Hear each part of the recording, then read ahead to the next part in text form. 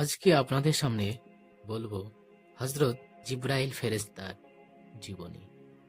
হজরত ইসরাফিল আলাইহিসসালামের জন্মের 1000 বৎসর পরে, হজরত মিকাঈল আলাইহিসসালামের 500 বৎসর পরে হজরত জিব্রাইল আলাইহিসসালামের জন্ম হয়।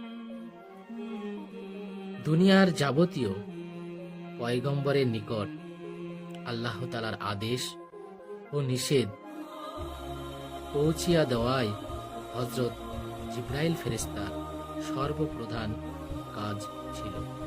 তাছাড়া পৃথিবীর বহু দেশে ও আল্লাহর নাফরমান জাতিদের ধ্বংস করার ভার ইহারই উপরে অর্পিত হয়েছিল। আবার কিয়ামতের পরে বেহেশত সুসজ্জিত করার কাজে বেহেশতের রক্ষক রেদওয়ান ফেরেশতার সর্বপ্রধান উপদেষ্টা ও সাহায্যকারী হবেন হজরত জিব্রাইল ফেরেশতা। পূর্বেই বলা হয়েছে যে ফেরেশতাদের মধ্যে হজরত ইসরাফিল ফেরেশতা আল্লাহ তাআলার সর্বাপেক্ষা অধিক নিকটবর্তী স্থানে অবস্থান করেন। তারপরেই হজরত জিব্রাইল ফেরেশতার স্থান। একমাত্র হজরত ইসরাফিল ফেরেশতা ব্যতীত অন্যান্য ফেরেশতাদের মধ্যে হজরত জিব্রাইল ফেরেশতাই আল্লাহ তাআলার সর্বাপেক্ষা অধিক নিকটবর্তী। হজরত ইসরাফিল ও হজরত জিব্রাইল আলাইহিসসালামের মধ্যে মাত্র 70 পর্দার ব্যবধান।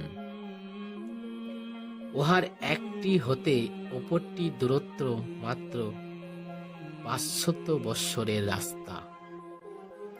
হাসরের মাঠে কোটি কোটি মানুষের বিচারের দিনে হাসরের এক প্রান্ত হতে অপর প্রান্ত পর্যন্ত সর্বত্র আল্লাহর আদেশ সমূহ ঘোষণা করার এবং হাসরের মাঠের যাবতীয় শৃঙ্খলা বিধানের বিরাট দায়িত্ব হজরত জিব্রাইল ফেরেশতার উপরেই অর্পিত হবে।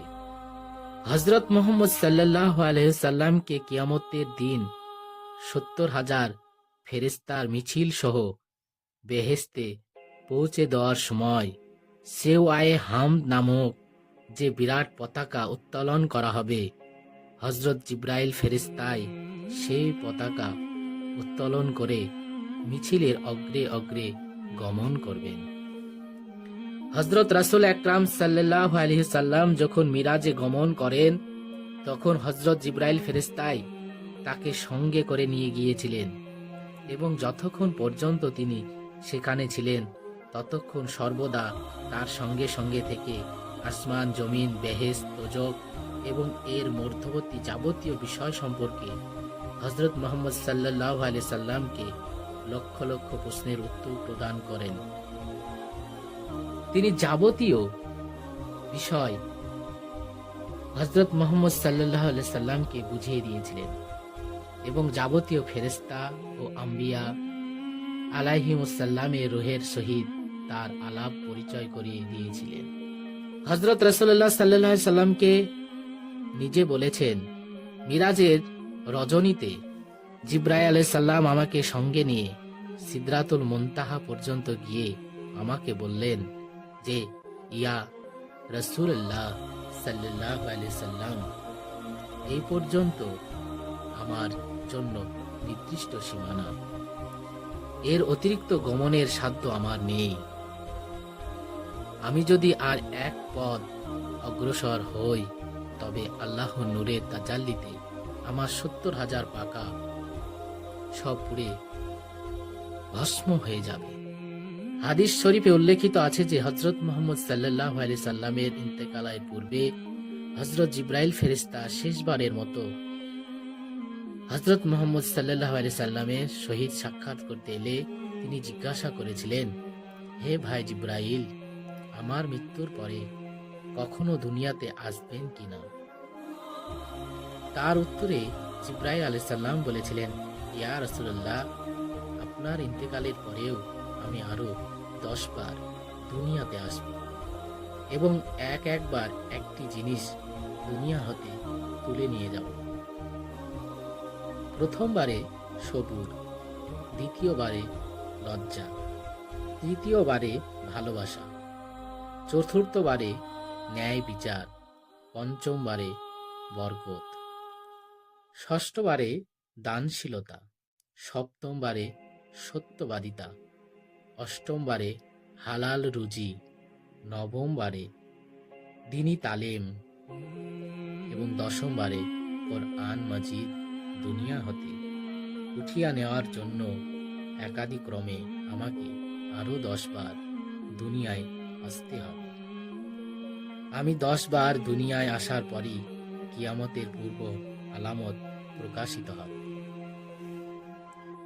হযরত রাসূলুল্লাহ সাল্লাল্লাহু আলাইহি সাল্লাম বলেছেন, হযরত জিবরাইল ফেরেশতার সর্বমোট বৃহৎ 70,000 পাখা আছে।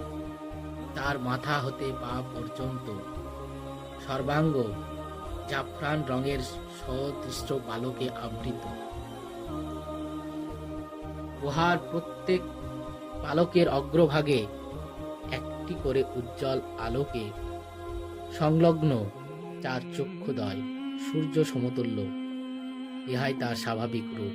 কিন্তু তিনি যখন ঐশী গ্রন্থ নিয়ে পয়গম্বরদের নিকট আগমন করতেন, তখন সুন্দর সাদা পোশাকে সুসজ্জিত সুফি মুত্তাকি মানুষের আকৃতি ধারণ করে আসতেন। হাদিস শরীফে উল্লেখিত আছে যে হযরত জিবরাইল আলাইহিস সালাম প্রত্যহ 360 বার নূরের সমুদ্রে গোসল করেন। গোসল করার পর তিনি যখন নিজের পালকগুলি ঝাড়তে থাকেন, তখন তার পালক হতে যত ফোঁটা নূরের পানি ঝরে পড়ে, তার প্রত্যেক ফোঁটা হতে একজন করে ফেরেশতা পয়দা হয়। এই ফেরেশতাগণ আকারে ছোট হলেও চেহারায় অবিকল জিবরাইল ফেরেশতার মতোই। এরা জন্মগ্রহণ করার সঙ্গে সঙ্গে আল্লাহর গুণগানে লিপ্ত এবং কিয়ামত পর্যন্ত আল্লাহর প্রশংসায় লিপ্ত থাকবে।